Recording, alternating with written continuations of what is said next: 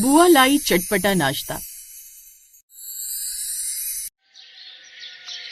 क्या माँ, आप रोज रोज वही दाल चावल और आलू की भुजिया बना देती हो? हमारा घर भी अजीब है, यहाँ दाल चावल और आलू भुजिया के अलावा तो कुछ बनता ही नहीं है। अब बेटा घर में जो है वही बनेगा ना, और धीरे बोलो, अगर तुम्हारी दादी ने सुन लिया तो खामखा घर सिर पर उठा लेंगी। माँ मैं नहीं खाने वाली, मैं अपनी सहेली के साथ बाहर खेलने जा रही हूँ। इतना बोलकर पिंकी वहाँ से चली जाती है। सुनीता पिंकी को देख उदास हो जाती है और खुद से कहती है, सही बात है, इस घर में दाल चावल और आलू की भुजिया के अलावा दूसरी कोई चीज बनती ही नहीं है। ऐसे में बच्चे का नाराज होना तो जायज है। काश इस घर में किसी को ये समझ आता कि हमारा भी दाल चावल के अलावा और बहुत सी चीजें खाने का मन करता है। सुनीता खुद से ये बात बोल ही रही होती है कि इतने में उसकी सास आशा वहाँ आती है और अपनी बहू को इस तरह खुद से बड़बड़ाते हुए देखती है। क्या हुआ बहू, देख रही हूँ काफी देर से बड़बड़ा रही है, किसी बात पर गुस्सा आ रहा है क्या तुझे? नहीं माँ जी, मुझे किसी बात पर गुस्सा नहीं है, मैं तो बस पिंकी पर गुस्सा कर रही थी। वो कह रही थी कि हम रोज रोज दाल चावल बना देते हैं। अब उसे कौन समझाए कि इस घर में उसके और मेरे अलावा बाकी सभी को दाल चावल और आलू की भुजिया बहुत पसंद है। सुनीता अपनी सास आशा की बात सुनकर थोड़ा हिचकिचाती है। वो जानती है कि उसकी सास को दाल चावल से कितना लगाव है। वहीं आशा जब अपनी बहू की ये बात सुनती है और रसोई के पतीले में झांक कर देखती है, अरे बहू, पिंकी अभी बच्ची है, उसे क्या पता कि दाल चावल खाने के क्या फायदे हैं। हल्का खाना होता है, पेट ठीक रहता है, और वैसे भी तेरे ससुर जी को तो आलू की भुजिया के बिना निवाला गले से नीचे नहीं उतरता। अब एक बच्ची की वजह से क्या सबका स्वाद बदल दे? माँ जी मैं मना नहीं कर रही, पर रोज रोज वही खाकर बच्चे उब जाते हैं। पिंकी तो आज बिना खाए ही खेलने चली गई। मुझे डर है कि कहीं बाहर का कुछ गंदा मंदा न खा ले। चली गई तो चली गई, भूख लगेगी तो अपने आप भागते हुए आएगी। तू फालतू की चिंता मत कर। और सुन, शाम को चाय के साथ भी थोड़े आलू उबाल लेना। गर्मा गर्म भुजिया और चाय का मजा ही कुछ और है। सुनीता मन मार कर रह जाती है और मन ही मन सोचती है कि इस घर में कभी बदलाव नहीं आएगा। तभी बाहर एक ऑटो आकर रुकता है। सुनीता खिड़की से बाहर देखती है तो उसके चेहरे पर मुस्कान आ जाती है। अरे माँ जी देखिए तो बाहर कौन आया है? ननद रानी आई है, मंजू दीदी आई है। आशा जैसे ही अपनी बेटी मंजू का नाम सुनती है वो लपक कर दरवाजे की तरफ भागती है, जहाँ वो देखती है कि मंजू हाथ में 3-4 बड़े बड़े थैले लिए अंदर आती है। उसके पीछे उसका बेटा चोंटू भी होता है। राम राम माँ, कैसी हो? और सुनीता कैसी है तू? देख मैं आ गई बिना बताए सरप्राइज देने। अरे मंजू तू अचानक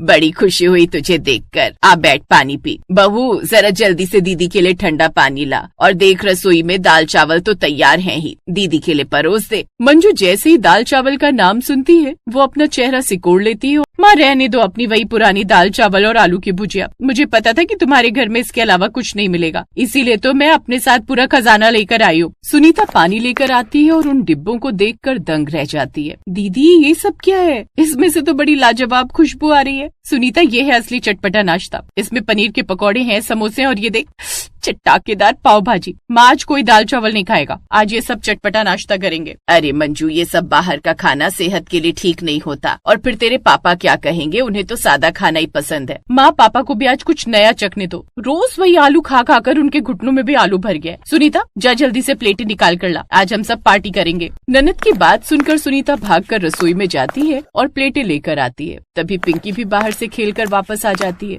जैसे वो घर के अंदर कदम रखती है उसे खाने की खुशबू आती है। वो अपनी बुआ को देखकर खुश हो जाती है। बुआ आप आ गई, और ये क्या? समोसे, पनीर पकौड़े। क्या आज हमारे घर में दाल चावल की छुट्टी हो गई? हाँ मेरी लाडो, आज कोई दाल चावल नहीं बनेगा। आज तेरी बुआ तेरे लिए तेरी पसंद का नाश्ता लाई है। पिंकी खुशी से उछल पड़ती है और चुंटू के साथ मिलकर पकौड़े खाने लगती है। पर आशा अभी भी थोड़ी हिचकिचा रही होती है, पर समोसों की खुशबू उसे भी अंदर तक हिला रही होती है। माँ तू क्या देख रही है? एक बार ये पनीर पकौड़ा खाकर तो देख। अरे खा ले, कुछ नहीं होता। बेटी की बात सुनकर आशा एक छोटा सा टुकड़ा तोड़कर मुंह में डालती है। स्वाद चखते ही उसके चेहरे के भाव बदल जाते हैं। उसे लगता है कि वाकई वो बहुत दिनों से एक ही जैसा खाना खाकर ऊब चुकी थी। स्वाद तो वाकई बहुत अच्छा है। बहू सच कहूँ तो दाल चावल खा खाकर मेरी जीभ भी पत्थर जैसी हो गई थी। आज कुछ मजा आया। माँ जी मैं तो यही समझा रही थी, पर आप तो बस अपनी पुरानी बात पर अड़ी हुई थी। सब लोग टेबल पर नाश्ता कर रहे होते हैं कि तभी पिंकी के पापा यानी आकाश ऑफिस से वापस आ जाते हैं। वो देखते हैं कि पूरा परिवार हॉल में बैठकर कुछ चटपटा खा रहा है। अरे वाह, आज तो घर में मेला लगा है। और मंजू तू कब आई? बड़ी अच्छी महक आ रही है भाई।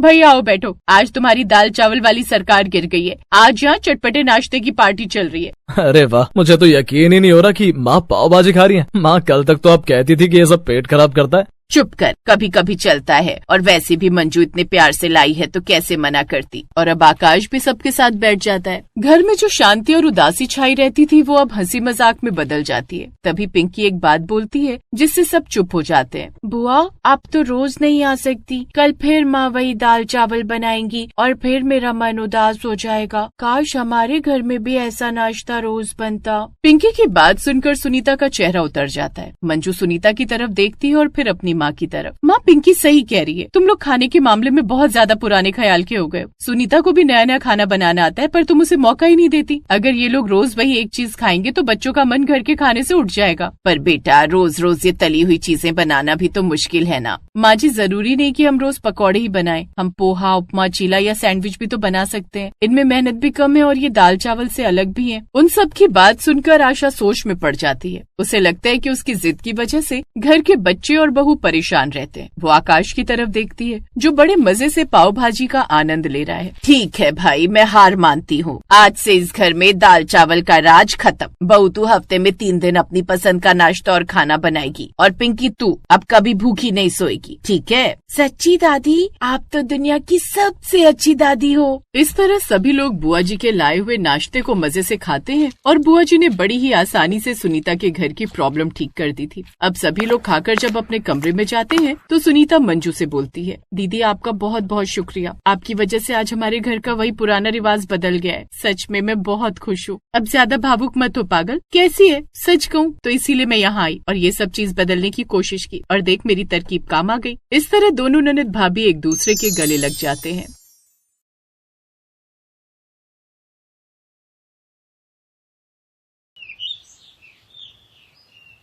आज नाश्ते में क्या बनाया? भाई, मेरी तो तबीयत खराब है। रात से ही हल्का हल्का बुखार है तो मैंने तो बस उपमा बना दिया है। अबे नव्या की बच्ची, जब तुझे पता है कि माँ की तबीयत खराब है तो तू नाश्ता बनाने में उनकी मदद नहीं कर सकती थी? भैया, मेरे एग्जाम चल रहे हैं, मैं रात भर पढ़ती रही, अभी सोकर उठी हूँ। तो बताओ नाश्ता कैसे बनाती, बोलो। अरे यार, कोई फायदा नहीं है। पूरा हफ्ता तो बस जल्दी जल्दी में ही नाश्ता करके हम दोनों ऑफिस भाग जाते हैं। हाँ और क्या, मैं भी तो दुकान पर चला जाता हूँ। बस एक संडे तो मिलता है आराम करने के लिए। सबको लगता है कि संडे के दिन बढ़िया बढ़िया नाश्ता मिलेगा। ऐसा है, मैं भी पूरे हफ्ते आराम नहीं करती हूँ, समझे? अरे 5-5 आदमियों का अलग अलग नाश्ता बनाना कोई छोटी बात है क्या भला? तो फिर एक काम करते हैं, मोहन भैया की शादी करा देते हैं। घर में भाभी आ जाएगी तो सही हो जाएगा। माँ, मोहन भैया की शादी करा दो। उस दिन के बाद मधु और राजेंद्र मोहन के लिए लड़की देखने लगे और फिर उन्हें मिली महिमा। महिमा बहुत ही अच्छा खाना बनाती थी और फिर कुछ वक्त के बाद मोहन और महिमा की शादी हो गई और महिमा घर की बड़ी बहू बनकर ससुराल आ गई। फिर शादी के कुछ दिन बाद, ये लीजिए मम्मी जी, मैंने आज इडली और डोसा बनाया है। क्या बात है भाभी, आपको इडली डोसा बनाना आता है? और नहीं तो क्या। अरे इडली डोसा क्या, मुझे तो उपमा, सैंडविच, केक, नमकीन, हलवा जो कहोगे वो सब बनाना आता है। ये सही है, तो फिर आज से रसोई की जिम्मेदारी आप ही के हवाले भाभी।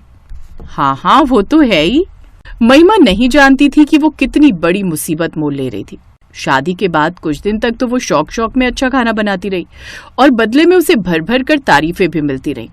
अरे वाह बहू, क्या बात है, कितना बढ़िया हलवा है भाई, है? लेकिन खुद की तारीफ सुनना महिमा को कुछ ही दिन अच्छा लगा, क्योंकि अब वो थकने लगी थी। ससुराल वालों की रोज रोज की फरमाइशें और बेचारी महिमा बस सारा दिन रसोई में ही लगी रहती। फिर एक दिन, भाभी कल संडे है, सबकी छुट्टी है, तो बताओ कल नाश्ते में क्या बनाओगी? सोच रही हूँ सबके लिए उपमा बना देती हूँ। हैं भाभी, उपमा भी कोई खाने की चीज है? आप तो कुछ अच्छा सा बनाओ ना। वैसे आपको दही भल्ला बनाना आता है क्या? हाँ आता तो है। हाँ तो दही भल्ले बनाओ। अब जब बन ही रहा है तो सुबह समोसे और बना लेना। ससुराल वालों की बात सुनकर महिमा ने झूठी मुस्कान दिखाई। असल में वो अंदर से बहुत ही घबराई हुई थी। उसका भी मन था कि वो संडे को आराम से सोकर उठे और कुछ हल्का बनाए, लेकिन जिस तरह से फरमाइशें आई थी उन्हें टाइम पर पूरा करने के लिए वो बेचारी सुबह 4 बजे उठ गई और उठते ही खाने की तैयारी में लग गई। 3-4 घंटे के बाद उसने 10 तरह के पकवान बनाकर सबके लिए रख दिए। वाह भाभी, एकदम राजा टाइप का फील आ रहा है, क्या बात है। हाँ महिमा, पकवानों से तो पूरी टेबल ही भर गई भाई, मजा आ गया। कोई खीर मांग रहा था, कोई दही भल्ले, तो कोई फ्रूट केक मांग रहा था। महिमा आधी नींद में सबको खाना परोसती रही। फिर आखिर में, यार कितने दिन बाद मजा आया ना। कैसा हो अगर हर संडे ऐसे बढ़िया बढ़िया नाश्ता मिले? सही है, फिर तो मजा ही आ जाए। अपने सास ससुर के सामने तो महिमा चुप रही, लेकिन उसका मन कर रहा था कि अगर उसे दैविक कहीं अकेले में मिल जाए तो उसकी चटनी ही बना दे। उस दिन के बाद से जब भी संडे आता बेचारी महिमा को 10 तरह का नाश्ता बनाना पड़ता। फिर एक शनिवार की रात को, अरे महिमा, क्या हुआ? ये सिर पर पट्टी क्यों रखकर लेटी हो? मुझे बुखार है, बदन टूट रहा है। अच्छा, कोई बात नहीं, मैं तुम्हें अभी दवाई देता हूँ। तुम दवाई खाओ और आराम से सो जाओ। कल संडे है ना, तो जल्दी उठकर नाश्ता भी बनाना होगा तुम्हें। और रुको, मैं तुम्हारा बुखार नाप लेता हूँ। लेकिन थर्मामीटर में तो बुखार आया ही नहीं। और ये देखकर, देखा, दवाई ने कितना तेज असर किया। अब तुम्हें बिल्कुल बुखार नहीं है। चलो, मैं सोने जा रहा हूँ। Okay, good night. महिमा की नौटंकी किसी काम नहीं आई और फिर अगले दिन सुबह उसे फिर 10 तरह का नाश्ता बनाना पड़ा। सबने महिमा की तारीफ की, लेकिन महिमा अब इस सब से चिढ़ने लगी थी।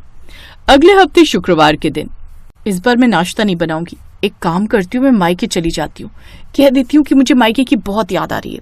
जैसे ही मोहन काम से वापस आया तो महिमा उदास होकर उसके सामने आई। उसे ऐसे देखकर, क्या हुआ महिमा, इतनी उदास क्यों? नहीं, वो तो बस ऐसे ही। नहीं, मुझे बताओ क्या बात है। वो बस माँ की बहुत याद आ रही थी। हाँ, तुम काफी वक्त से उनसे मिली भी तो नहीं हो। हाँ, इसीलिए तो उनसे मिलने का बहुत मन कर रहा है। चलो कोई बात नहीं, मैं कुछ करता हूँ। अगले दिन मोहन महिमा के मायके गया और उसके माँ बाप को अपने साथ अपने घर ले आया। महिमा, देखो कौन आया है। लो, अब तो तुम्हारी मम्मी और पापा भी आ गए। आज रात यहीं रुकेंगे, कल सुबह सबके साथ इन्हें बढ़िया बढ़िया नाश्ता कराना। अब तो खुश हो ना तुम? महिमा का जी कर रहा था कि वो अपने पति मोहन को उठाकर पटक दे। संडे के दिन उसे अब की बार 6 नहीं बल्कि 8 आदमियों का नाश्ता बनाना पड़ गया। और फिर एक दिन उसके इस सब्र का जब बांध टूट गया तो उसने भड़कते हुए कहा, देखो अब बहुत हो गया, ये हर संडे को 10 तरह का नाश्ता मुझसे नहीं बनाया जाता। तो कोई बात नहीं, भड़कती क्यों हो, हम कुछ करते हैं। मोहन ने इस बारे में अपने माता पिता से बात की और फिर कुछ दिन बाद दैविक की शादी करा दी गई और देविका देवरानी बनकर घर में आ गई। शुरू में तो देविका का बड़ा ख्याल रखा गया, लेकिन बाद में उसकी भी हालत महिमा जैसी ही हो गई। यार भाभी, ये संडे को इतना रात से नाश्ता करने की आदत कहाँ से पड़ गई इन लोगों को? इसकी गुनहगार मैं ही हूँ देविका। अच्छी बहू बनने के चक्कर में हर किसी की फरमाइशें पूरी करती रही और अब वो परंपरा बन गई है इस घर की। समझ नहीं आ रहा अब क्या ही करूं। देविका और महिमा अपने ससुराल वालों की आदत से परेशान थी। तब तक फिर शनिवार आ गया। अगली सुबह संडे को दैविक और मोहन का बॉस अमर उनके घर आ गया। अरे अमर सर, आइए ना। आइए सर, बैठिए, मैं नाश्ते का पता करके आता हूँ। अगले पल बेचारी महिमा और देविका उतरे हुए मुंह के साथ एक के बाद एक थाली लाती गई और देखते ही देखते नाश्ते से पूरी मेज भर गई। इतना सारा नाश्ता देखकर अमर हैरान था। उसने नाश्ता करना शुरू किया और फिर, वाह भाई, क्या बात है, मजा ही आ गया। आपने मेरे लिए इतना कुछ बनाया? नहीं सर, इतना तो हमारे यहाँ हर संडे बनता ही है। अच्छा, तो कोई कुक लगवाया है क्या? नहीं सर, कुक की क्या जरूरत है, मेरी पत्नी और दैविक की पत्नी है ना, वही बना लेती है मिलजुल कर। ये तो अच्छी बात है। अच्छा मोहन, दैविक, एक काम करो, अगले हफ्ते से आप दोनों संडे को भी ऑफिस आओगे और काम करोगे। और हाँ, 2 घंटा एक्स्ट्रा काम करोगे, ओके? क्या हुआ सर, नाश्ता अच्छा नहीं लगा क्या? संडे को ऑफिस, उस दिन तो छुट्टी होती है ना? मोहन, हाँ सर, और आप तो हमें छुट्टी के दिन ज्यादा काम करने को कह रहे हैं। अच्छा, तुम दोनों की संडे के दिन छुट्टी और ये तुम दोनों की पत्नियां, ये क्या मशीन है? संडे को इनकी छुट्टी तो नहीं होती, उल्टा तुम सब लोग मिलकर इनसे डबल मेहनत करवाते हो। ये तुम्हें अपना परिवार समझती हैं और तुम क्या इन्हें मजदूर समझते हो? अमर की आवाज में गुस्सा था। उसकी बात सुनकर सबने मुंह नीचे कर लिया। किसी के पास इस बात का कोई जवाब नहीं था। उधर महिमा और देविका की आंखों में भी आंसू थे। किसी ने तो उनका दर्द समझा था। तभी दैविक धीरे से बोला, मैं समझ गया सर, हमें अपनी गलती का एहसास है, आगे से ऐसा नहीं होगा।